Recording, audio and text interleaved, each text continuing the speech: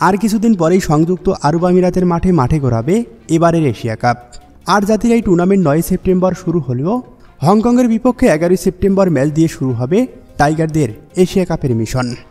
তার আগেই দেশের মাটিতে ডাচদের মুখোমুখি হচ্ছে বাংলাদেশ, যার প্রথম ম্যাচ মাঠে গড়াবে 30 আগস্ট সন্ধ্যা 6টায় সিলেট ইন্টারন্যাশনাল ক্রিকেট স্টেডিয়ামে।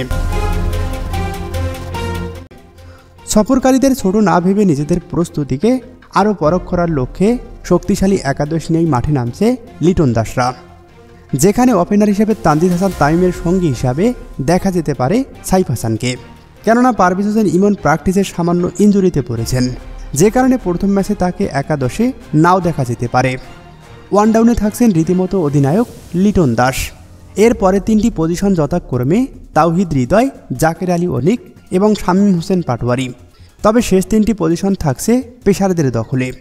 এক্ষেত্রে তাসকিন আহমেদ, মোস্তাফিজুর রহমান ও তানজিম হাসান সাকিবকে দেখা যেতে পারে একাদশে। আবার 2-1টি জায়গায় পরিবর্তনও আসতে পারে, যা অনেকটা নির্ভর করছে নির্বাচকদের ওপর। ফলাফল যাই হোক না কেন, ডাচদের চ্যালেঞ্জ হিসাবেই নিচ্ছে বাংলাদেশ। নিজেদের সেরাটা দিতে প্রস্তুত লিটন বাহিনী।